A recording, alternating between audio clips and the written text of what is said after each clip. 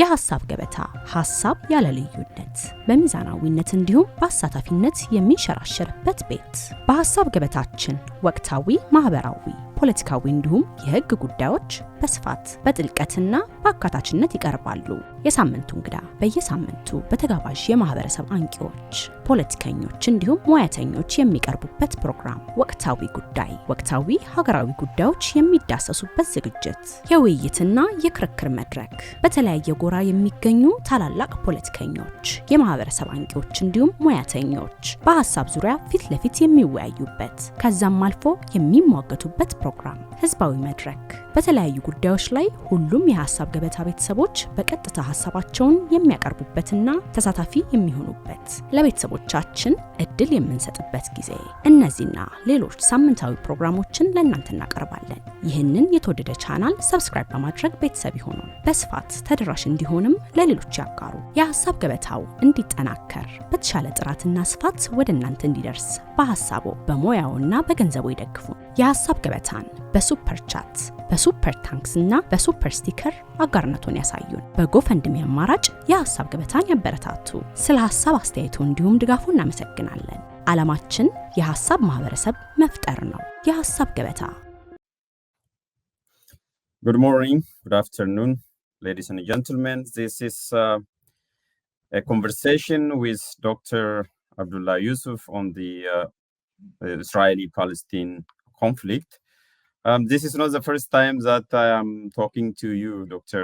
Abdullah, and we met actually 8 years ago in 2016, 2017 in Dundee, and I have appeared on your show a couple of times where we discussed the issues pertaining to Ethiopia, the Horn of Africa, and generally my own path since then.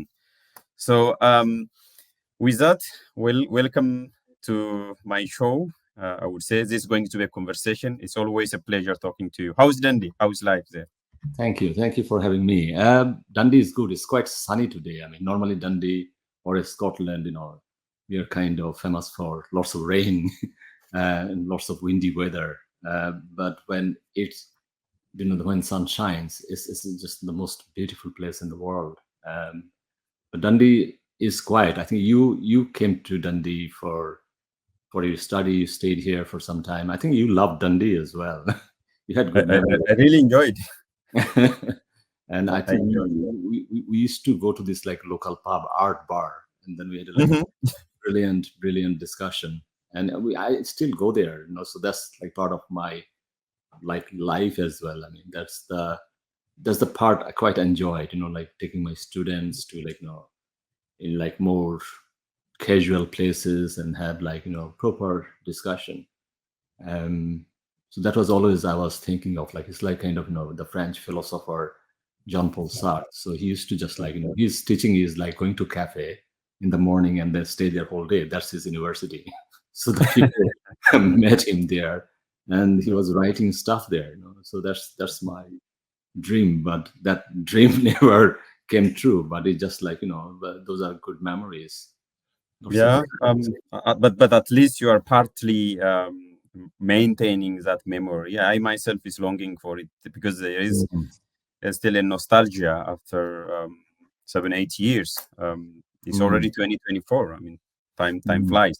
I mean that is the I would say personally where you can have a real conversation with a fellow human being, person to person, instead of being constrained somewhere in a cage. So I myself really enjoyed that moment, and that is what is lacking even here. Even though Vienna is supposed to be the hub for philosophers, and that the fancy cafes where those big names were because I spent time in Vienna with you as well, so I think it's going to be 2 years, right? It's 2-3 years. Oh my god, time flies. I mean, it was in the summer of 2022, in June 2022. I think we had some amazing time, but also we did some good work as well, because during that time it's the middle of war in Ethiopia, so we are mobilizing lots of resources to make it like more visible. People don't see things from here, if you don't tell them that, do you know what, there's something serious happening in that Yeah, part. it is just another day in the field.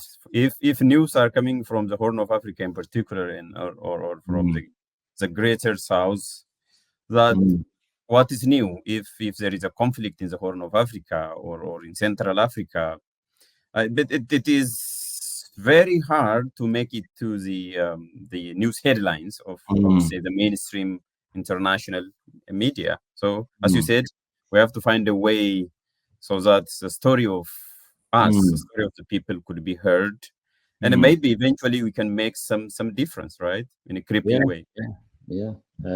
But I think the main thing is, this like conversation, like civilized conversation. I mean, I'm quite a political person, like, I'm like have been for some time, but at the same time, in my classes, I've seen students who are, totally different views, but I've been always respectful to them, and they've been always respectful to me as well. And I think that conversation is really, really important. And like, any situation like this, especially the political, hotball game, I mean, it seems like it's like winners take all. Someone has to win. I mean, the society, the world, I don't know, like the Homo sapiens, the way we live. I mean, if like the winning is always zero sum, that means if someone wins, someone has to lose. Especially in the midst of the ongoing war. How has life been affected? All sorts of aspects of life been affected, Dr. Abdullah, during this very tense period, I would say, because when you say then someone has to win, it is not only winning on the battlefield, but it's also winning everywhere, right? But in the discourse, even in private life, in the public and private space, which is shrinking. So how is that affecting your interaction with people, with the student, or with the rest of the world? What is your experience? Because the thing is, like, when you teach in university, these are safe spaces. And these are the places where you can meet some amazing, creative, intellectual people, and also amazing students from all over the world. And my understanding about university, like, I've been in the university for a long time. I think university has got this kind of something which is like, it's full of compassion. It's full of kindness, So the students come to my office. Like, I have students from the Palestinian side, I have students from the Israeli side. I've got colleagues from both sides. But always, I try to make a safe space for everyone. Sometimes even like, because these are emotional things, these are seriously emotional things I'm talking about, and huge history.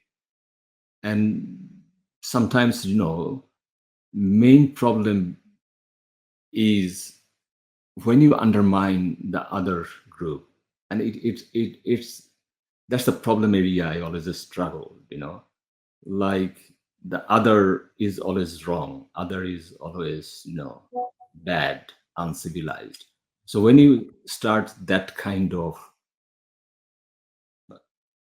like, with that kind of position, it's always difficult. Then there's no conversation, you see. So that means you're talking about something else. It's not diplomacy then, So diplomacy is not a, very human thing to do. It's a very real politic. But even like in diplomacy, if you like try to exclude your opponent, and you think that the opponent doesn't understand what we have been talking about here, then that will be not only like, not nice to other group, but also it's quite dangerous as well, because that will affect serious amount of people in their lives. I can give an example, like, during the Trump period, because the USA plays a big role in the Middle East politics, and US has been involved in Middle East politics for a long, long time. So the US is like, we're talking foreign policy department, or they call it like Far East or Near East. All those, departments have been, quite busy over the years. So it's not like America doesn't know much about Middle East or Palestine. They know it. They know everything inside out. So that means sometimes when you do things like without have the proper understanding or the historical your commitment to those groups, like for example, like Trump's administration, he created this special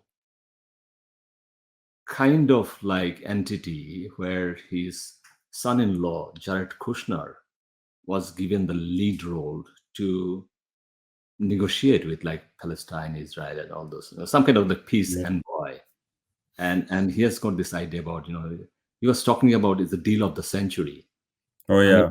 So that was the first red flag when you call something, deal of the century, and you are dealing with some seriously vulnerable people, being and it's the most complicated political issue. Yeah.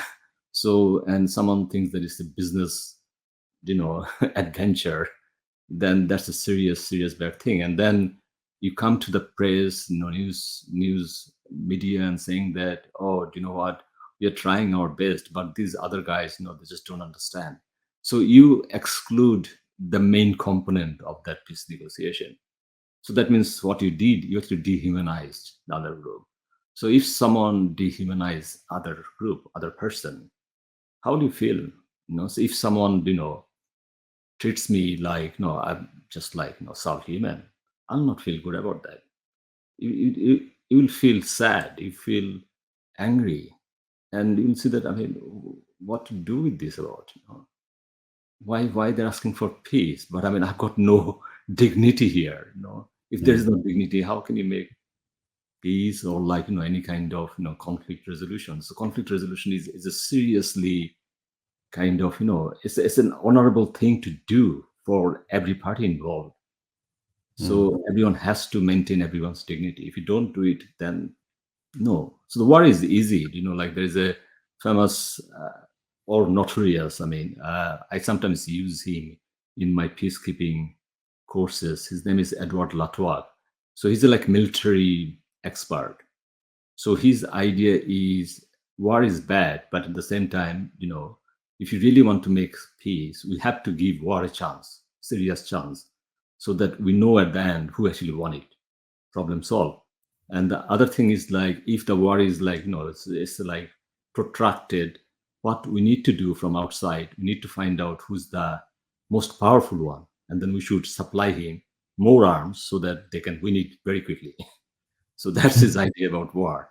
But the problem with the war is, war is one of those things. You cannot predict that you'll finish in 7 days or 3 months, or you need $250 billion to finish this war in 15 days. There's no guarantee. You see, the war can finish in 7 years, 10 years, 20 years.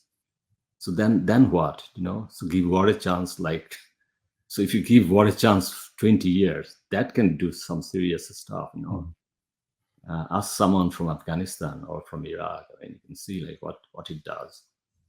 Yeah, that's true. Actually, that phrase, that notion of giving war a chance, got me into trouble a couple of years ago. Actually, I was just quoting him, and I wasn't defending war, as you know me. And the war was already started, whether I like it or not.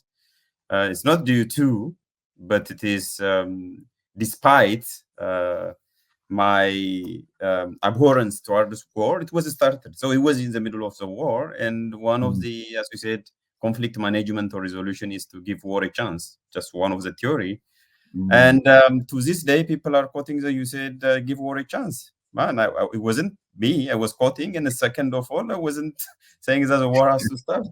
But anyways, yeah, that is because it lacks compassion, the human aspect, when you say give war a chance, and at what expense, and then how long, as you said. So I think we have to learn a lot from our own experience, the most recent one, and from the distant experience. Let me follow up with what you said, Dr. Abdullah, because I found that very interesting. The thing is, in any conflict resolution, or even just if you have any semblance of living together, whether the conflict is resolved or not, it should start with a politic of mutual recognition, right? That's what you are saying. There should be a recognition. And in the one of the things which is lacking, fundamentally lacking in the Israel-Palestinian conflict or interaction is both groups at times, or especially the powerful one, never recognizes as a group as even an equal partner, right? Deserving the right to exist or the right to self-determination. What is your observation on that historically? I mean, that's the main problem, isn't it? So when you take that position that you are in charge, it becomes a power relation. So the power relation is always, in any institute, if the power relation is there, you'll not feel good, you'll not feel comfortable, you'll not feel safe. And I think the whatever happened in 1948, in 1930s, or before that. So I think most of those leadership did not have the courage to, go back to those original problem areas. Things like refugees problem. So today, like 5.9 million Palestinian refugees around the world. Okay, most people don't know about this. So these people are refugees. They are living in like Gaza, West Bank, East Jerusalem, Lebanon, Syria, Iraq, Kuwait, all over the places. Okay, so this is like been ongoing since 1949. So one of the things came out in the latest news is it's like UNRWA, which is the United Nations. This is a special agency who takes care of these refugees. Okay, so UNRWA is not supposed to be here today because it was supposed to do its job in 1949. It's a temporary task it was given because the Palestinians moved out from their homes, so they needed to come back to their home. So we need some kind of this kind of organization who can make things like seamless, so that these people it's like a right to return to your home. And more or less that thing was never done. And historically, all those, especially from the Israeli side, all those leadership, because this is such a hot ball, they didn't want to touch it, but at the same time it remains, it's there, it's just there. So you are hiding it, but the problem is you have to deal with this, what to do with these people. So the temporary solution in 1949 is still a temporary solution. So the UNRWA's job is not to actually do the conflict resolution. Their job is to just to take care of the refugees and facilitate them to go back to their home. So still we don't have any problem. It's like any kind of resolution on this very serious thing. So that means it cost money. It cost world money. It cost taxpayers money. So the UNRWA's budget is average every year since 1949, close to $2-3 billion. Who's paying for this? Is it just which country will actually pay for it? So that's like huge undertaking, but at the same time without any kind of prospect of anything. So I think the problem is since it's so emotional, historical, and all kind of things are blended. So the leadership did not have the courage to take that ultimate decision. Even people like Tom Sageb, one of those very respected historian in Israel, he was saying that the earliest of those prime ministers like Ben Gurion, he made that mistake when he had the opportunity to actually take those refugees back. So during that time, it was just below 1 million. Now that 1 million becomes close to 6 million now over the years.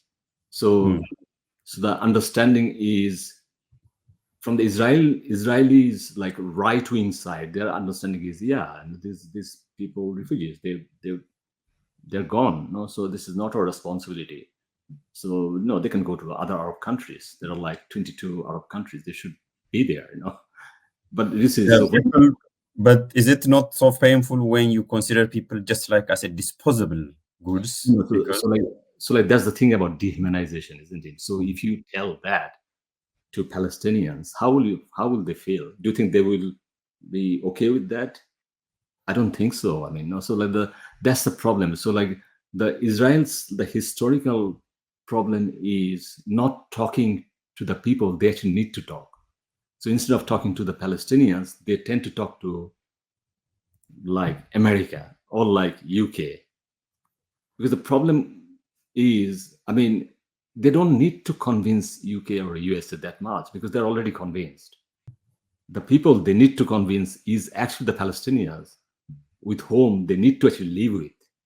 So that's their neighbor. And these are like millions of people there. So, I mean, what are the options you are talking about? This is the other options are so bad, you cannot even talk about them because the other options are, we talk about war crimes, ethnic cleansing, and all those things. Because the problem is, you cannot do it. You just not, you'll not be allowed to do that. Even if you want to do it, you are not allowed to do it. So even who has the agency here, Dr. Abdullah? Because it also boils down to the agency. If you do not talk to the Palestinians, nevertheless, you have to talk to someone or the partners, colleagues, or friends, ironclad support, or whatever it is, miles away, thousands of miles away. It's not even the issue of logic. It defies every logic. But basically, you are denying the very agency to the Palestinians, right? So in politics, there should be agencies. They need to have their own agency to speak for themselves. So that's the whole point about, the peace process, isn't it? So if you want peace with whom, it's not peace with America or like, Brits. It's the peace with the people on the ground. And these people are there, have been there, and they're not going anywhere, So, like sometimes, that some of the things are difficult to reconcile. But at the same time, you can negotiate with those things, So, like, in that negotiation, if you take out dignity from the equation, then the other parties will never accept them. Absolutely not. So you can see like the most of the things we see, like, this Arab-Israel conflict and the conflict resolution is all about like the one group is always excluded. If you look at most of the peace process, if you look at the like Camp David, 1978-79, it was a peace done with Egypt, okay, excluding Palestinians. But the problem is that in the Palestinians, not the Egypt. So Egypt did it, but at the same time, since they did it, you have to pay them. So it's a kind of, some kind of, I don't know, something else, not like peace process. Like Egypt is the second largest, beneficiary of this kind of, some kind of peace process, they call it. They get like close to $2-3 billion every year. Yeah, who is reaping the peace dividend, as they say. So but also it's a temporary peace because it depends on like who is in power always in Egypt, isn't it? So if there's opposition of this whole peace process, that peace can collapse. These are not long-term sustainable peace deal because the actual people on the ground are actually excluded from peace deal. Where are the neighbors, Dr. Abdullah? So let me take you back because most people think the neighbors. When I say the neighbors, the Arab country, because there is some talks that who say the Arab countries generally have thrown the Palestinian cause under the bus. You might be familiar with that. And so where are they? I'm not doing those, those kind of thing because those are not good faith discussion. I think the good faith discussion is neighbors. Who are the neighbors? Egypt is one of the main neighbors. Okay. So they made peace with Egypt. That's kind of, talk about from international point of view, the real politics. I think that was a good job done by Israel because more or less they neutralized one of the like big powerful countries who has been adversary for a long time. Okay, if you look at the 67 war, 73 war, so Egypt always a kind of problem area. So they neutralized, but it came with a price, money. Okay, and also it created this kind of problem area for Egyptians as well because the democracy became more a kind of not in that discussion. So it means because the whole package is more or less just military aid basically. If you look at Egypt's poverty, the social inequality is just unbelievable. But the military is a huge beneficiary of the whole thing. Most of the things in Egypt is done by actually the army. If you want to buy any product, it's produced by army. So you create this some kind of, this dystopian country. You call it democratic country, but the problem is, like what's going on in Egypt. That's a historical problem. So Egypt is kind of locked down in that thing. The second neighbor is Jordan. So Israel also made a peace with Jordan, but also it comes with the same price again. So they did it in like the mid-90s. So again, like we're talking about $2-3 billion. So this price someone has to pay. So who's going to pay? Is the taxpayers from the West. And the third country is Syria. The Syria had a problem. So Syria was like kind of, is one of the adversary, still remains. So what Israel did in the 67 war, they got big chunk of Syria's land, which is called Golan Heights. So it still has been occupied by Israel. But at the same time, there are two other problems. It's not only the peace deal with like some kind of, money and other equations, military aid involved. With Syria and Lebanon, there are also two peacekeeping forces on the ground as well. So like with the Lebanon and Israeli border, there's a peacekeeping force called UNIFIL. So the UNIFIL has been there since 1978. Since 1978, this is 2024. Peacekeeping is not a permanent solution. Peacekeeping is a temporary, some kind of, so the idea about peacekeeping is just cessation of violence. That means you create environment so that the peacemaking can happen. But if you look at the spreadsheet of the cost, this is one of the most expensive peacekeeping force in the world, last 60-70 years almost, So that's another. So there's a two peacekeeping force on the ground. Actually, these are the outsiders, just to kind of some kind of like peacekeeping or like cessation of violence, so that you cannot go for direct military confrontation. There's a third one which is called UNSO. UNSO is like more like non-armed. These are not armed guards on the ground. They are like more watch it. They're like observers. But they've been there since 1949. So this is the like oldest peacekeeping force in world history after Second World War.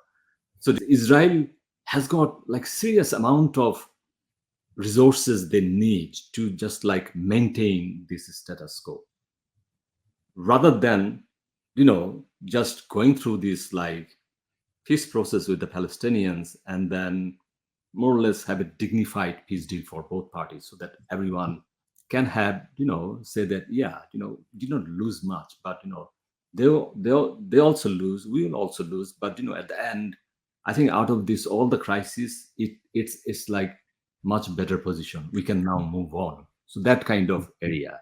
So the historically, I think, especially since Israel is the powerful entity there, so their leadership never had the courage to move those things, rather than just like what we see, like they became just managers. So they try to manage rather than break it through. Like in the 90s, Isaac Rabin tried to do that, and you can see. So it kind of proved that how risky it is. He was killed by his own people, let's say, because this is a serious undertaking, because there's so much history, so much politics, so much Holocaust and all those things. It's just hugely emotional thing from Israeli side and also obviously Palestinian side. So that risk is there, the personal risk, personal physical risk. Who will take that lead? Who will take that position? If the deal is not good enough, then your personal life will be at risk as well. So you see, it's not only like your career will be over, you'll be killed as well. So it's much more bigger situation. So that's why did you see, like when the leadership Netanyahu the risk is so high for that. This is not only like the premiership. This is a personal risk for everyone involved in this. Like we are talking about the both parties, from the Israeli side and from the Palestinian side. There is a heavy price to pay. So that's why sometimes I feel personally, this is my very personal view, is like because these two parties are so traumatized, been so traumatized over the years, and so exhausted and tired. And then, so I think it needs to be more collective without actually undermining their agencies, both parties. So I really don't know, like, what kind of mechanism. I will ask you for sure that as we around the end of our conversation as to the way out. But for now, let's move to the contemporary issues. And it feels that as if the world started on the 7th of October 2023, and everybody talks but October 7, and that's why I asked you to provide some historical context. And I myself, as an ardent student of regional politics, and as much as possible, I follow the news and the story from both sides and try to make sense of what is happening there. But still, it's very complex, even for those people who are living there and the observers. So the point is, there are two things which I have observed since October 7th and now. Actually, till the 9th of May, while we're having this conversation, it's no more October 7th. A lot has happened and is bound to happen as we speak. So why are the Israelis and their supporters still stuck on the 7th of October, while we are on the 9th of May, or probably tomorrow it would be June or 2024, 2025? That is one issue. And then just yesterday, there was a news which asserted that there is a possibility to hammer out a deal, a three-phase deal between Hamas and then Israel, and yet Israel has already started attacking Rafah. It seems contradictory for me. It might not be contradictory from the point of view. It is a bit frustrating, Dr. Abdullah. So give us some perspective on these ongoing issues. But you see, like what I mentioned about the peace and that kind of undertaking is very risky for the leadership, especially. And especially after 7th of October, I think, especially in Israeli society, my Israeli friends, my colleagues, the whole country is totally militarized. So when a country is militarized, it's difficult to have, like, I really don't know, because those are difficult area to actually go through, like have a proper discussion and taking time for this, because the auto reflex is we need to finish this job, we need to go after these people, we need to destroy Hamas, or we need to destroy these things. But the problem is like this Edward Latour, the give war a chance. When this will finish, what is the expiry date here, and what does it mean if you are finished? What does it mean? So most of the academics from Israeli side, they are saying that these are not two compatible things. Like, you want to rescue your hostages, but you want to continue war. So these are like incompatible positions. You cannot continue the war and also rescue the hostages. Is it even a war per se? Because war has the rule of engagement, right? And according to international law, even though you have every right, just ad bellum, the cause to go to war, but still you have to strictly abide by the rules of engagement, just in bello, right? That's the basic of IHL, International Humanitarian Law. And it seems that the people who are suffering are the ordinary people, right? The civilians, tens of thousands now, children, women, and the elderly. So how could you even call it a war? Who is the target here?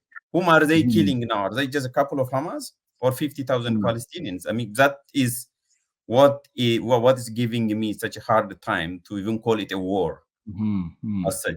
But I think the main problem is, what's the end game here? So if the war finishes, what does it mean?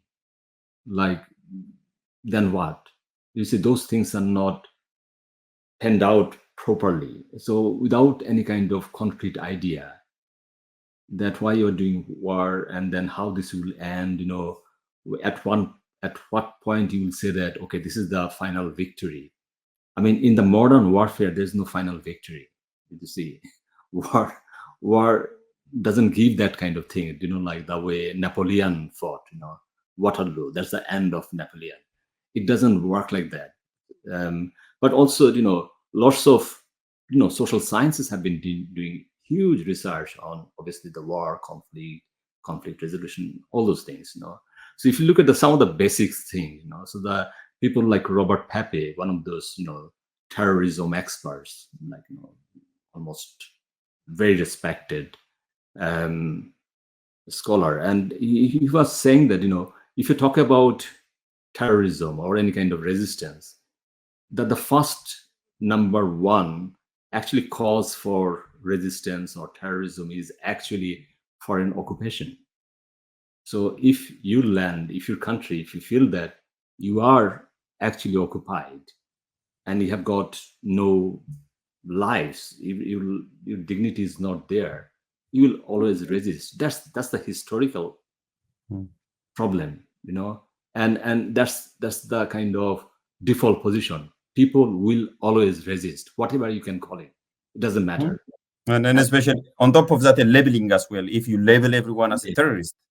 Yeah, but I mean, I'm not going through those things. But the thing is, like, the basic thing is, some of the things are just like everyone knows, even the Israeli side knows that this occupation, these settlements are actually a problem area. But at the same time, did you see the leadership doesn't have the courage to do the right thing? Because if you do the right thing, it's not only, end your career, but you might end your life as well. So the risk is much, much higher than just simple, day-to-day statecraft or statecraft politics. It's not like David Cameron is like resigning and then he can move on. In Israel-Palestine, there's no move on. You are stuck there for the rest of your life. So Netanyahu, this is his life. This is his whole career. If you look at 1980s, he was there in America. So he was the American, he was the Israeli ambassador in America. He was writing books and then, defending Israel during that time. So these are the lifelong endeavors by these people, So they are so hardwired in this thing. So I can see like how these people are living their lives. So I'm just like not sure, like, whether these people have got any control on the ground. So if you go to a meeting, so the Israeli war cabinet actually approved all those military operations anywhere, everywhere. That's the default position. Because the problem is, if someone says in that war cabinet that, what, we need to stop this. Did you see the situation? So we are talking about, it's a highly militarized country now, and the war cabinet is seriously traumatized. And also the whole idea about is, with this kind of situation, historical situation, the first thing come to mind is revenge, retribution. So from there, like taking yourself out of that retribution mode is extremely difficult. And the problem is, the more war continues, that means you'll take lots of casualties as well yourself. So that means it's a small country. We're talking about, if like 3,000 IDF soldiers got killed, and like that means that chances are, if you do a war for 1 year, at least close to 100,000 soldiers will be injured. So these are like lifelong injuries. Lose your limbs, you will live. It's like Vietnam War. So you can see it's such a small country, so that every family will be affected by the subsequent trauma of this war. So the war is not finishing here now, did you see? And all those legal suits, lawsuits, all those things will come eventually once things are, So we are talking about, it's a serious crisis we are talking about. So the war is just like one small part of the whole situation. So you already mentioned one important point here. Who calls the shots then? Here, who is it? You said you don't know who is in control, but who calls the shot? Because the problem is, no one wants to call the shot here. That's the problem. No one wants to call the shot. What about wants to call the shot? That's beautiful. But what about the US? The US is considered to be the godfather. US has got serious leverage in terms of doing the arms, ammunition, supplying things. So the supply line, but at the same time, US has got a similar situation as well, political, it's such a big thing in America's politics, domestic politics. So Israel is such, hardwired with like America's, like both parties' politics. So that means you have to be very careful, and especially during the election war. But at the same time, did you see that the protests are actually not good for the presidents or the people who are actually doing the war or who are in a power position? Because the protests are actually a democratic process, isn't it? Because that's part of the democratic process. When thousands and thousands of people are coming to the street, and then the students are doing this kind of protest in their campuses, it will get bigger. You can stop that. You see, the problem is because it is only reminiscent of the 1960s, right? The Vietnam War. Yeah. So it must be very serious. So like in the beginning, in the Vietnam War, there are 6-7 people on the street, like Noam Chomsky or Harvard Zinn, and they're bungled up and then taken to the police station. But then by 1970s, there are millions of people on the street. Then what can you do? I mean, you see. So the problem is because people are not idiot. People know. People read. People discuss. People watch these things every single day. So especially in the West, because the Middle East, especially Palestine-Israel thing, has been such a big thing for the Western world, and especially over the years because of the huge diaspora, like the Middle East diaspora actually have been living in USA, UK, Germany. I mean, I was in Germany a couple of years ago. Germany, like Berlin, has got close to 100,000 Palestinians diaspora. 100,000 Palestinian diaspora. They can live their own life there. They don't need support from German government. They can sustain themselves. They can have their own economy. They can have their own town. They can have their own shops. They can have their own restaurants. So that's the problem, isn't it? So the more we are not solving those problems, the more it will become global. And then, because the problem is, perhaps you cannot protest in Gaza or West Bank, but protesting in London or Vienna will be actually easy, because to stop the protest will be very difficult for anyone who is in power, because we are talking about there's some kind of democratic structure here as well.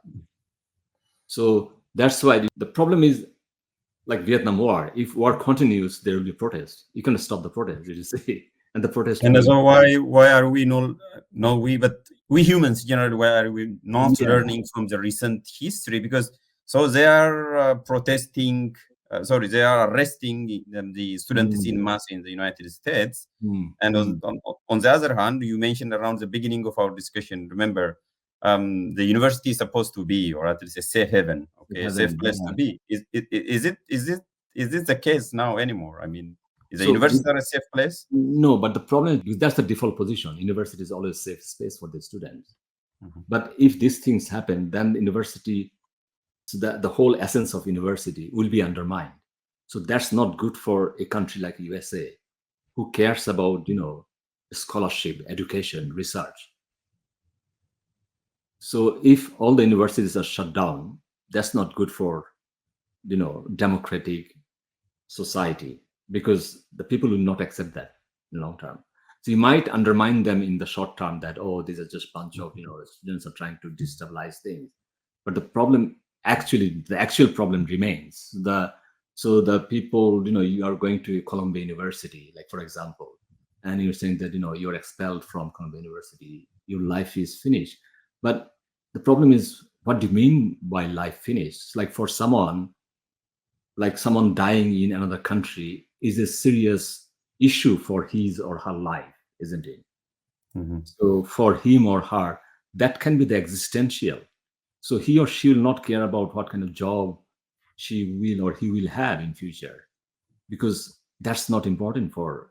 I mean, I gave this example to one of my talks. I mean, during the Bangladesh war with Pakistan, this is my personal family story. I'm not sure whether this will make sense to you. Like my maternal uncle, he was 17 years old during that time, 71. He was in the final year in school. He was a happy man. Like my maternal uncle was a, clerk in a district attorney. So like middle class family. He was happy. There's nothing to worry about. There's war going on. So our family, my maternal uncles, so all these people are there. They never thought that this guy will also join in the resistance. Mm-hmm. So suddenly, as war progresses, because my mother and those people were saying that, oh, he's fine. No, he'll not get triggered by this. He's protected. So one day, just gone missing. Gone. Totally gone. And then after a couple of days, someone sent some kind of message that he's in a training camp. So that's the freedom fighter he became. And it's quite funny, like, after the Bangladesh liberation, like we used to have this, like, all those cinema halls. So before starting off any cinema, they put like national anthem and everyone has to stand up.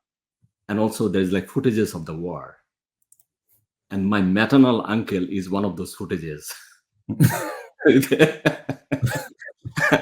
I mean, you can see like he could have got a shot in his head. He could have died at the age of 17. He's now 76 years old now, guy.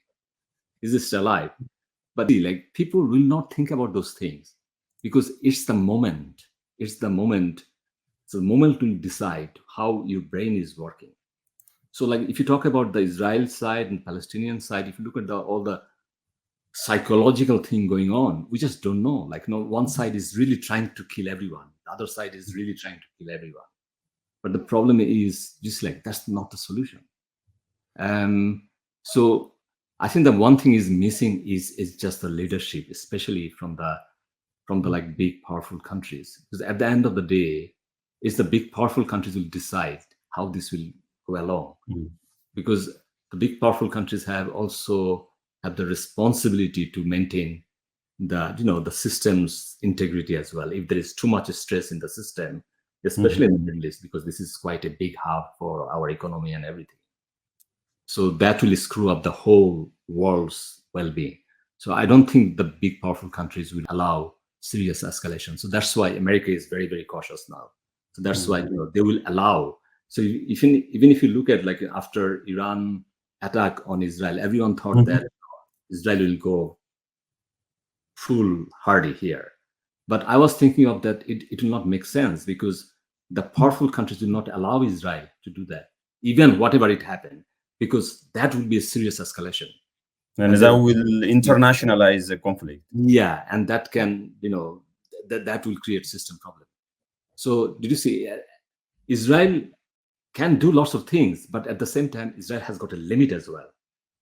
So why is it that when they are doing that in and around Palestine, the territory of Palestine, and against the Palestinians, then they are not that much, the issue never get that much urgent attention, or they are not reacting as such, or they are a bit lenient policy-wise.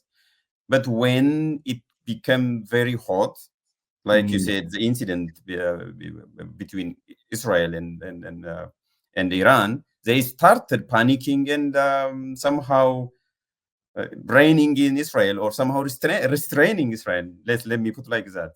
Why is it this like two binary approach against the same actor? I don't think so. I think there's always restrictions on Israel, how much they can do. So I think the Rafah is like the last space.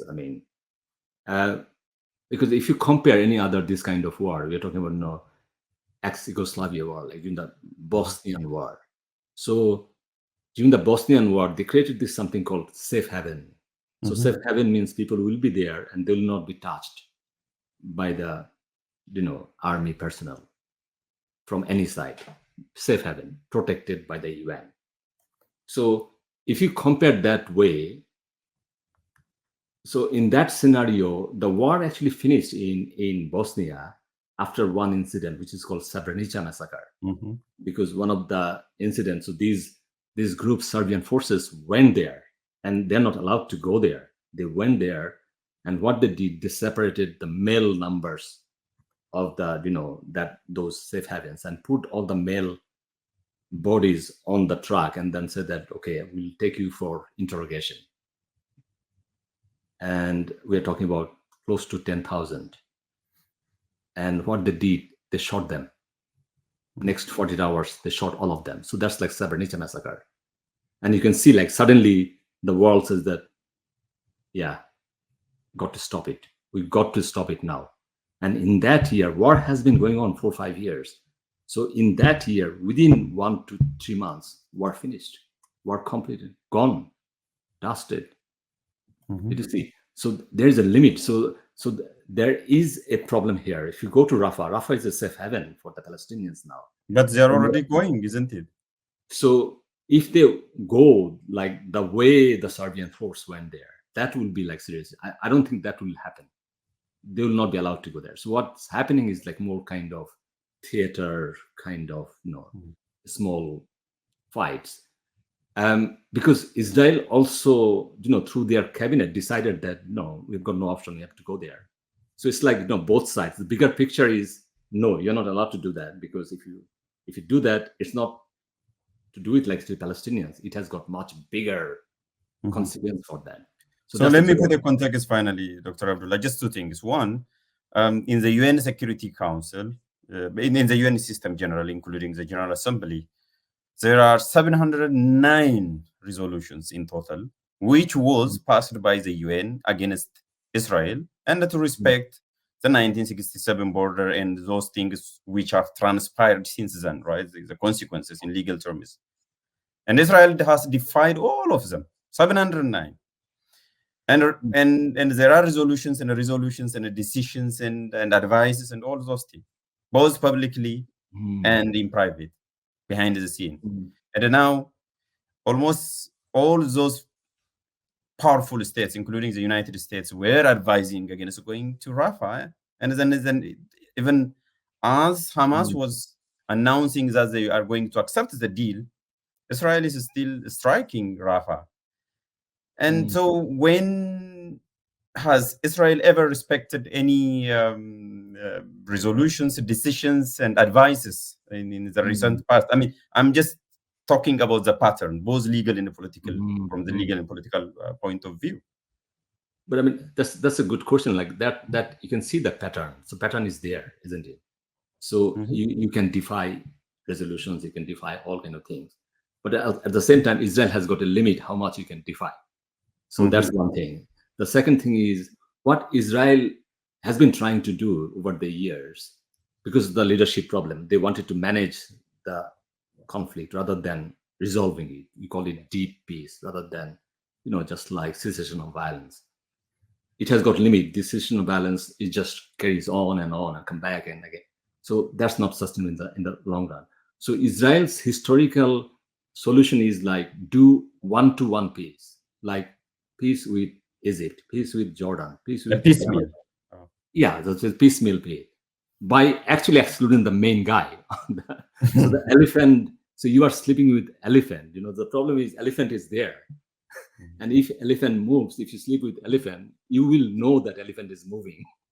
So you cannot just like get away without have that consciousness about the elephant is there, has been there, and will be always there. So there is no other way, you can say. Like, I mean, sometimes I talk about even this like Palestinian refugees, even the simple term. So we talk about, like 5.9 million refugees. They just cannot come back because that's the end of a Jewish state, because the demography will be changed. But the people like Noam Chomsky will say that that's not the issue here. It's more about dignity and international law. Israel can say that, you know what? We acknowledge you have got the right to return. Absolutely. You have got the dignity to return. But things changed. So here are the alternatives. These are the dignified. Now, as to the implementation, so they can talk about the implementation. So, like the whole Israel and then whole situation costing trillions of dollars over the years. You see, so if you give someone a dignified compensation or like something else, I don't know what so they will decide. But I think You see, like all those things can be done, but no one is talking about those things. Absolutely not. No one is talking about East Jerusalem. No one is talking about the future statehood, or is there any kind of future for this two-state, one-state, whatever you call it. Those things are not in the equation. The equation is always like, we have to kill these people. We have to kill this thing. You've been killing them for a long time. But the problem Let's is, expand a bit, Dr. Abdullah, on the two-state possibility of the two-state solution. Just a bit. I mean, it becomes as the two-state solution by de facto. Of course, if so, we can talk de jure, that's legally speaking, or for rhetorically, it is possible as the ideal utopian solution for some. But on the ground, it seems that the two-state solution is almost a daunting task, or it's almost hardly possible. So what is your view on that? So that's the thing, like what I said, the way things are on the ground is like the piecemeal. So the piecemeal is always there because the other options are risky. So I think the two-state solution is like a piecemeal solution. You see, it's a good start. So if you really want to move from one-to-one, those peace, to a bit of, more collective peace. So the two-state solution can fit in that kind of equation. So you just cannot say that, oh, do you know what? That's it. We want one country, everyone will live there. It's a democratic country. People will decide what kind of government they want. But you see, that's not going to happen. That's the history. The reality is that's not going to happen. Because if someone wants to do that kind of thing, their life will be at serious risk. Whoever wants to do this kind of thing, these are serious things to happen. So even like, a small Oslo Accord, like, Rabin did it, and his life was in serious trouble. Died, So the people who try to do this kind of things, the piecemeal, it did not work because it did not follow through. Like if you look at the example, like, so Israel went to Lebanon to get rid of PLO in the 1980s. They did it. But the problem is, by doing that, you see, they tried to do a military solution. And by doing that, what it created, Hezbollah during that time. So you get rid of one thing, then you got another big one. So, and then what you did, because PLO was evacuated from Lebanon, they moved to like Tunisia, and Israel thought that job done, PLO is gone. So what you did in Oslo, you brought them back. It's like they found that, oh my God, PLO is actually better option than other options now. As if they can kill ideology with a gun. So did you see, like, so that's the same thing. Like going after Hamas means it's just like going after same thing again. It's like, because the problem is war will create more those kind of area, the psychological things like retribution, vengeance. So if your whole family is destroyed, killed, and if you're growing up in those kind of circumstances, you see, there's not much option for you to actually live your life there, you see, because that's not a normal human being. That's the way you live, So if I lose one of my child today, my daughter, I've got two daughters, how will I feel? I mean, I don't think I can live my normal life anymore. That's it. That's the departure of my normal life. Because I just cannot continue with that kind of loss. Because if you don't think that the other people doesn't have that feeling that the loss, what does it mean? So the loss only belongs to me. It's not true. I mean, during the Vietnam War, they did exactly the same thing, that, these are dogs, these are animals. They don't have any emotions. And then they found footages that a mother was sitting in a grave. Her son, like young son, was shot by American forces. And she was in the graveyard with the son for almost 7 days. She could not come back home because she said her dead son will be afraid to stay in that grave. He's dead. So that's the human emotion, isn't it? That's the human, that's the way we are hardwired. So if I lose someone I care about, you see, that's the problem, isn't it? So if you create large number of that kind of people in the society, it will become a collective trauma. You can create serious kind of situation there on the ground. So what's the plan here? So like one of the respected Jewish scholar on Middle East politics. His name is Ian Lustig. So just after 7th of October, he wrote this opinion piece in Foreign Policy magazine. You can see, like, during that time, we are talking about this high emotion. And he wrote this piece. And if anyone reads it, you'll see that how brave this person is and how much goodwill he has for everyone. And the title of his opinion piece is, "This is not the time for retribution." No one listened to him.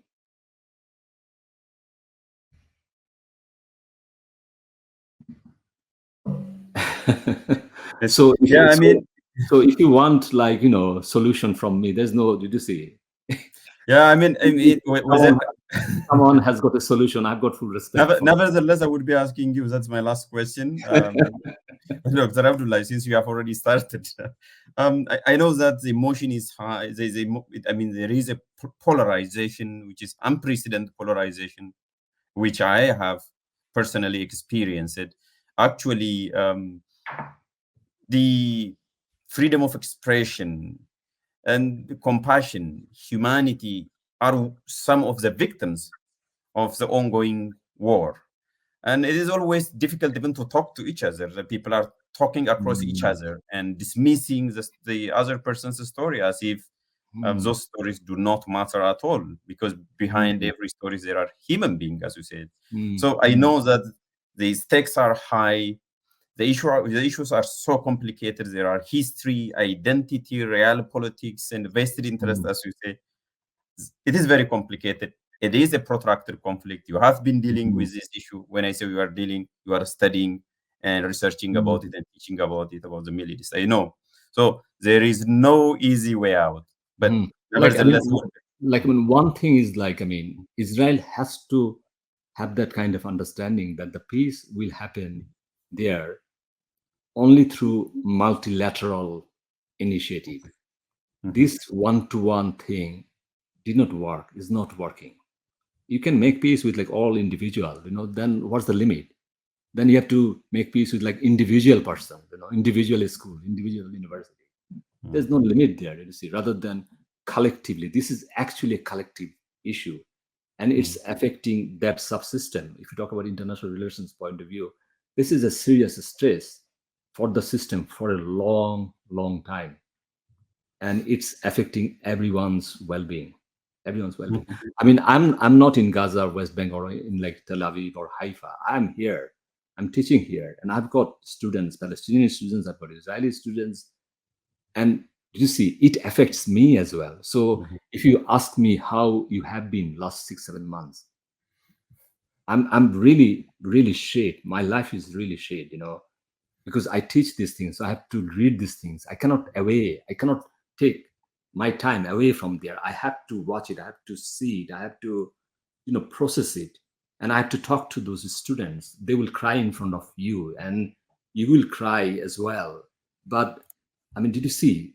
It's like my trauma from here, which is 4,000, 5,000 miles away. And the people who are there on the ground, both sides, you can see what's going on there. So if you don't have those kind of, compassion and understanding and kindness, I mean, sometimes I tell my students, if your neighbor is in a serious situation, they've got no food, nothing, what will you do? Will you say hi to them? Will you take care of it? Or will not give a shit about those people, You can do that. That's the choice you'll make. But if it is me, I will not make that choice. I will say hi to them. I will be nice to them. I will try to be helpful. I try to make them as compatible as any society citizen. That's why I really want to pay lots of taxes so that we can have good schools for everyone. And what's wrong with that? So that's my understanding. Because the problem is, if you want to win thing, the win has got problem. It has got that zero-sum default position. Then someone has to lose. So let me be minimalist. Let me be super minimalist. And what would be one thing one message you would like to convey, looking ahead? Just one thing. I mean, it's really difficult because the leadership problem is the part of the problem. No one has got the courage to, give that shot. And I think America is in a seriously vulnerable position as well. The election year, this is not good time, and Biden is seriously vulnerable. And then it's quite a toxic situation. We have a toxic situation in the other part of the world as well. One of the news did not come out in all those news is PLO, like we are talking about, this PA, Palestinian Authority, and Hamas actually has been meeting together in China. So Russia and China actually, doing all those kind of structures so that these people can talk together. Because I think part of the thing is, did you see like how war does? It unite as well, the community. So suddenly Palestinians are thinking that it's actually not about Hamas or other things, it's actually Palestinian cause. So we have to be united. So because they also know that they have to go to the negotiation table at the end of the war or in between the war. So that's why if they are united, then they can have actually much better position there than you go there as a fractured unit. So if that, I think that's going to happen from especially the Palestinian side, because I don't think from here to going back to the previous position, that's not going to happen. That will be very difficult for the Palestinians, because it will be one of those things, event, like milestone, crossroad. Your life changed forever. And especially the Palestinian side, I don't think they will go back to those things like Oslo or that kind of peace process, or like Israel is signing some peace treaty with like one country. That's not going to happen, because there will be serious backlash against those particular one-off entities. So whatever happens, I'm like positive that this can actually trigger those kind of ideas that what, you tried everything, you tried all kind of stuff, but the problem is at the end it looks like that these two parties need to come up with their own kind of world they're actually envisioning, because that's the world they will live anyway. So I think to end on the positive notes, we all have no simple answer to this devastating war, but I hope that the leadership will show some political commitment, good faith or goodwill, as you say, to see the issue from a different perspective, to pursue a different path, because whatever they have tried before is not working for both parties. So maybe there will be a time when we will be talking even about one party, about the people, not one party is the other party, like one people having a common cause and talking to each other to resolve their own problem in their own way. Until then, I wish that we'll see a better future, a better world. Dr. Abdullah, if there is nothing that you'd like to add, thank you so much for... Thank you. It was a pleasure talking to you after such a long time. Thank you. Thank you. I hope this won't be... I'm not sure like whether it made sense or anything. It really makes sense, because it's just a conversation, So because like we academics don't like jump the gun. We are more cautious, but also I think education is like more about it's a continuous process, isn't it? So you have to have that dialogues there. Talk to those people. That's why you have to go to the university, talk to those experts, rather than going to a the former like like air marshal or like general, because they will not give you good advice. So talk to the real experts, the historians, social scientists, political scientists, international relations experts. There are experts all over the world, locally, internationally, all over the places. So these are the areas I think, but I think that's going to happen in future, because the more you are not doing that, the more you are making this planet seriously in a dangerous position. So Thank you so much, Dr. Abdullah. I wish you all the best for you and with your entire family. የሀሳብ ገበታ ሀሳብ ያለ ልዩነት በሚዛናዊነት እንዲሁም በአሳታፊነት የሚንሸራሸርበት ቤት። በሀሳብ ገበታችን ወቅታዊ፣ ማህበራዊ፣ ፖለቲካዊ እንዲሁም የህግ ጉዳዮች በስፋት በጥልቀትና በአካታችነት ይቀርባሉ። የሳምንቱ እንግዳ በየሳምንቱ በተጋባዥ የማህበረሰብ አንቂዎች፣ ፖለቲከኞች እንዲሁም ሙያተኞች የሚቀርቡበት ፕሮግራም ወቅታዊ ጉዳይ፣ ወቅታዊ ሀገራዊ ጉዳዮች የሚዳሰሱበት ዝግጅት፣ የውይይትና የክርክር መድረክ፣ በተለያየ ጎራ የሚገኙ ታላላቅ ፖለቲከኞች፣ የማህበረሰብ አንቂዎች እንዲሁም ሙያተኞች በሐሳብ ዙሪያ ፊት ለፊት የሚወያዩበት ከዛም አልፎ የሚሟገቱበት ፕሮግራም፣ ህዝባዊ መድረክ፣ በተለያዩ ጉዳዮች ላይ ሁሉም የሐሳብ ገበታ ቤተሰቦች በቀጥታ ሐሳባቸውን የሚያቀርቡበትና ተሳታፊ የሚሆኑበት ለቤተሰቦቻችን እድል የምንሰጥበት ጊዜ። እነዚህና ሌሎች ሳምንታዊ ፕሮግራሞችን ለእናንተ እናቀርባለን። ይህንን የተወደደ ቻናል ሰብስክራይብ በማድረግ ቤተሰብ ይሁኑ። በስፋት ተደራሽ እንዲሆንም ለሌሎች ያጋሩ። የሐሳብ ገበታው እንዲጠናከር በተሻለ ጥራትና ስፋት ወደ እናንተ እንዲደርስ በሐሳቦ በሞያውና በገንዘቡ ይደግፉ። የሐሳብ ገበታን በሱፐር ቻት፣ በሱፐር ታንክስ እና በሱፐር ስቲከር አጋርነቱን ያሳዩን። በጎፈንድሚ አማራጭ የሐሳብ ገበታን ያበረታቱ። ስለ ሐሳብ አስተያየቱ እንዲሁም ድጋፉ እናመሰግናለን። ዓላማችን የሐሳብ ማህበረሰብ መፍጠር ነው። የሐሳብ ገበታ